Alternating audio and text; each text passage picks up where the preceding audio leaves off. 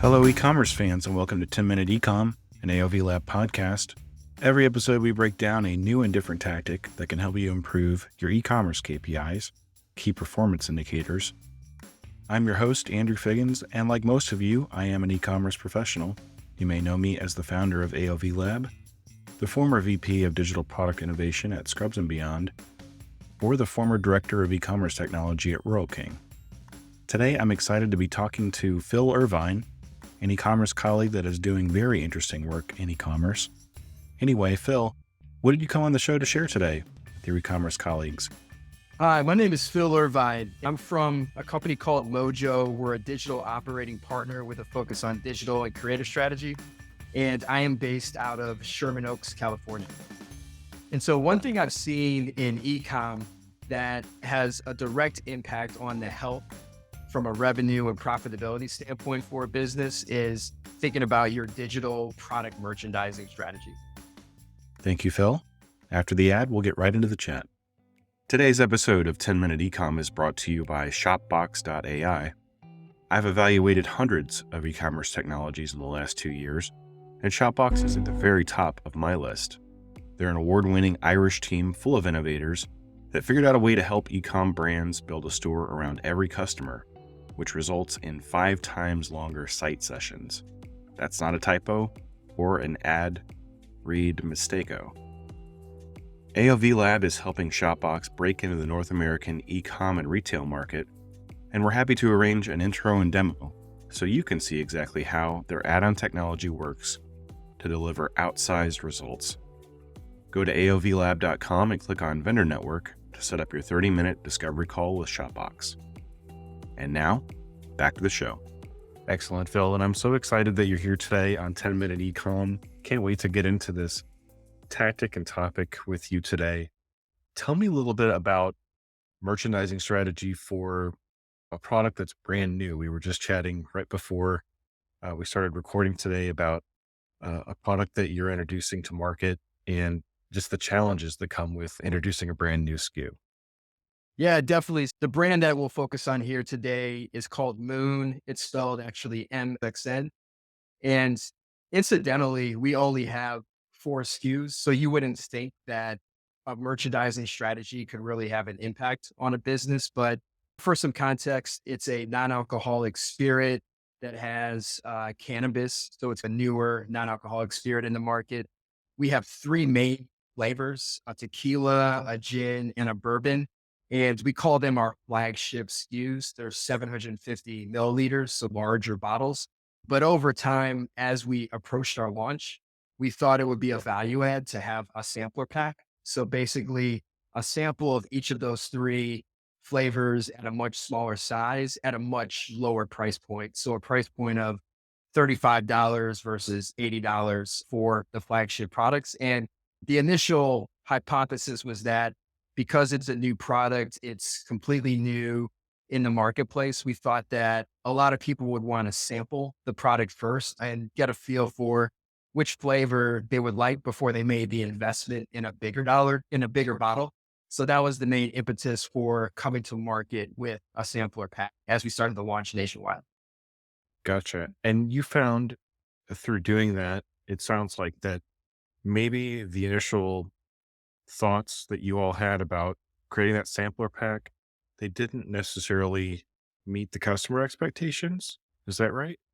I think what was interesting is over the first 2 to 3 months of launch, 60% of our sales were actually from the sampler pack. And our hypothesis was validated. A lot of people, as they got to our site, as they saw some of our ads, they did want to just sample the product before investing in one of our bigger bottles. What happened though is we're still sorting out having consistent inventory available for our consumers from a DTC standpoint and also from a wholesale standpoint. It's just by the nature of driving sales, we actually ran out of stock of the sampler product. And we were really concerned because we thought not having this lower price point product as part of our portfolio would greatly impact our cost to acquire customers. Essentially, we were running meta ads a little bit with Google.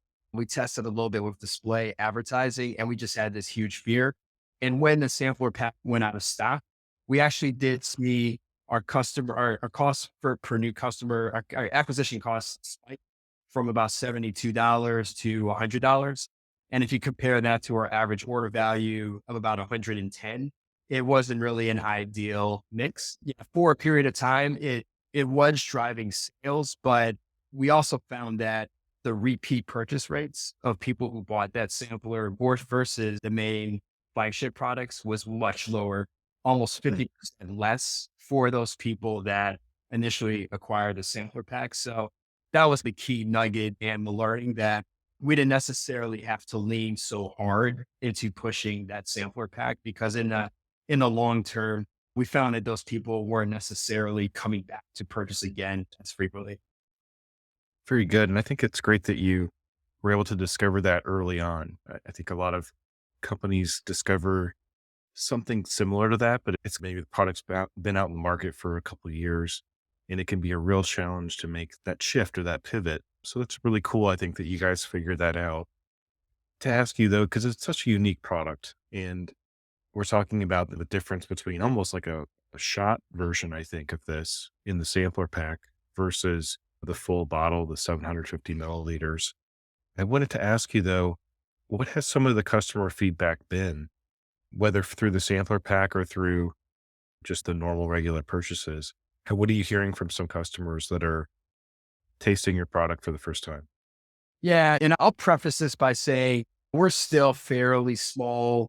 We're not spending more than maybe 20,000 a month in media and ad spend. Still a small sample size, but overwhelmingly, I'd say 95% of the feedback is overwhelmingly positive with people that have tried the product. We're getting a lot of great feedback from either those that completely abstain from alcohol and they see this as a perfect replacement and complement.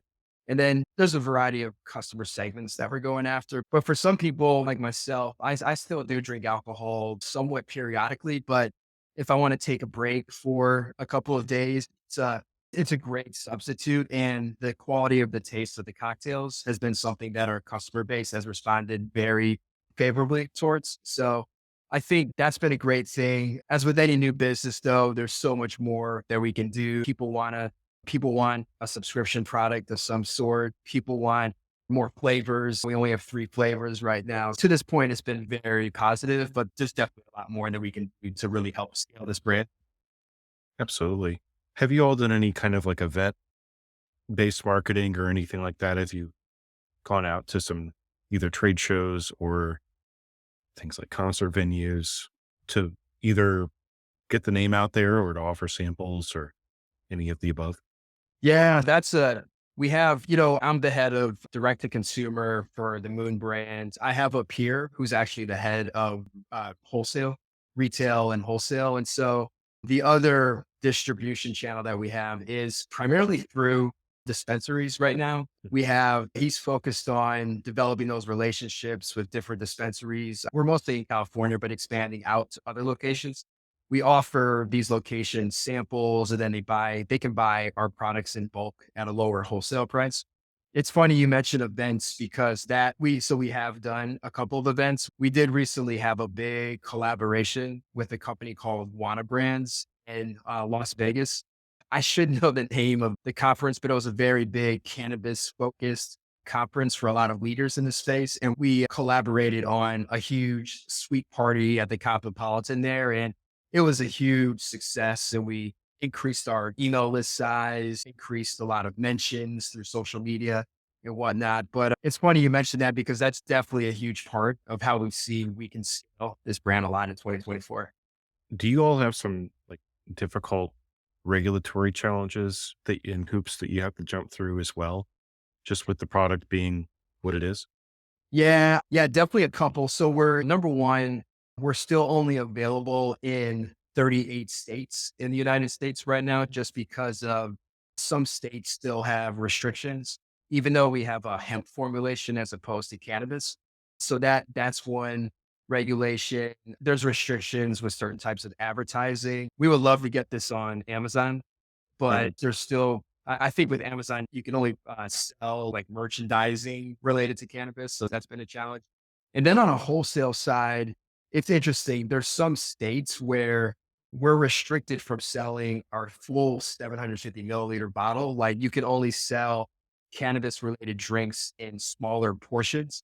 So that's that. It's just, it's frustrating because we're getting a lot of demand from a lot of states and establishments, but we have to rethink the packaging and the structure of our product to be able to meet that demand. I'm just scratching the surface, but those are some of the, the main challenges that are top of mind, right? Cool. Yeah. And you mentioned digital merchandising and that aspect of it being something around the tactic or the topic for today's episode. And that sounds like a huge challenge with a new product like this. And you're facing some regulatory things, trying to get the name out there. How do you look at product development in terms of where to go next? You're probably getting, like we just talked about, you're getting a lot of feedback from customers early on. Well, how do you put together your strategy for how to merchandise the product? Is it based on some of the feedback that you're getting from customers? Yeah, I think it's not to give you like a classic management consultant answer, but it's probably a triangulation of three data points. It's customer feedback, it's market research, and then it's also an analysis of just trends we've been seeing with customer purchase behaviors. So I think, again, it's only four SKUs, but I think we have a lot of ideas with not just the sampler pack, but we're going to be launching a new cocktail kit in the near future, which is it's a version of the sampler pack, but it also comes with three mixers that you can just mix straight with the Moon product to make your cocktail within the package that you get. And I think a big thing, I mentioned subscriptions, but I think another big thing is we do still think there's a place for this lower price sampler pack, whether it's maybe we use it as a promotion. If you buy a 750 milliliter, you can maybe get a sampler pack for free or at a discounted price. Like we see it more as a lever to increase our basket size, maybe use it for gifting purposes, or like I mentioned, or maybe a one-off promotion of some sort. So I think there's a lot of thoughts that we're thinking through right now. But just the last thing I'll mention too is definitely more flavors. I won't give too much information, but we have a new flavor that's going to be coming to market soon that we're really excited about right now. That's very cool. It's neat to think about those sampler packs because you mentioned, I think before that the AOV average was about $110.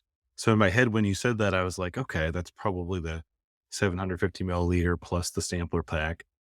But I think what's interesting about it is if it is that add-on product that puts the customer over $100, maybe it's the thing or something that can help turn that one customer into three customers or four customers because they might be sharing it with some of their friends, taking it to a party, taking it to an event, etc. Yeah, no, that's a good thought. Yeah, what was so interesting when we ran out of the sampler pack, we just didn't have it available to even sell. Or initially, our CAC numbers spiked because naturally they're going to have to spend more money to get people to buy or higher price products. But we settled into an area now where our AOV increased from 100, 110 to now we're at about 140 as an AOV, and our CAC's actually down to 65. There a lot of other optimizations, our spend levels are reduced. So those are factors. So we have a much better AOV to CAC ratio without the sampler pack. So that was just another interesting observation. But I think our hypothesis is that the people that we're getting to repeat buy, they're getting a bigger portion to try and really enjoy, or they're maybe using it for party purposes, sharing it with friends, seeing how those can lead to just great moments and experiences. And then that's incentivizing them to repeat purchase again. But yeah, a lot of hypotheses that we have and just thoughts based off anecdotal evidence, but that's where our head's at right now. Gotcha. Are you all using any particular kind of tools in terms of doing your analysis of like sales numbers and trying to use some of the early metrics that you're seeing? Are you using things like Google Analytics or other programs or other tools to analyze things? Yeah, being a scrappy startup, we're not too sophisticated. Our commerce for our e-commerce platform, Klaviyo for email marketing. Yes, so yes, Google Analytics for all the website analytics, traffic, and all that. A tool that it's funny because I've worked in this space for 15 years, and through a peer of mine, I heard about a tool called DataBox, which is a data visualization tool to connect all of your other MarTech and ad technologies into a centralized location. It's similar to like Domo or Tableau, but DataBox it's really been solid with helping us to spin up really clean and easy views to understand how we're trending with key KPIs outside of just sales and profit, things like CAC that I mentioned, AOV, what's the volume of sales by SKU, site conversion rate, and things of that nature. So it's really been for smaller companies that are a little hamstrung with budget. I definitely recommend that tool as to look into. So Very cool. Phil, it is 10-minute ecom. And so unfortunately, like the time comes and goes really quick. I wanted to thank you for joining the show today and also ask you before we head out, is there anything that else you'd like to share with your colleagues in e-commerce today? yeah, I would say it's again coming from a startup environment. There's always alternatives to get things done versus what's taking up the airspace in the market. Like you'll see a lot of these email providers or analytics tools that their starting points for pricing might be like 20K a month. But even though they're taking up all the airspace, there's always other ways to get stuff done. And I would just say, I've heard some of your previous guests simply say, just YouTube certain topics and teach yourself how to get things done. I would just have that type of mindset if you're in this scrappy mode that there's always ways to get things done in different manners than what's just popular or trendy. Absolutely. It sounds the future of Moon is bright. I would be excited to talk to you maybe 6 months or a year from now just to see your growth story and how this brand takes shape over the next 6 to 12 months. I think it's pretty cool. So thanks so much again, Phil, for coming on the show today.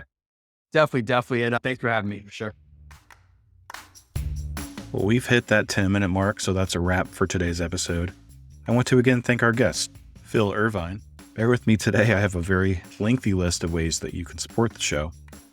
If you have a moment, be sure to subscribe, like, or follow the show on Apple Podcasts, Spotify, Amazon Music, Google Podcasts, or wherever it is that you listen. You can also rate and review the show inside your favorite podcast app. Also, you can go to aovlab.com and check out more episodes of the show, as well as our vendor network. If you can spare a half hour to take a demo of any of our sponsors, it'll be worth your time. I've hand-selected a set of peer-tested, proven technologies, including Optiversal, Constructor, Thrive Commerce, as well as Espresso and Shopbox AI, who we are helping to introduce to US-based retail and e-commerce brands and professionals. I hope you enjoyed this episode of the show. Until next time, this is Andrew Figgins, signing off and saying, have a good one.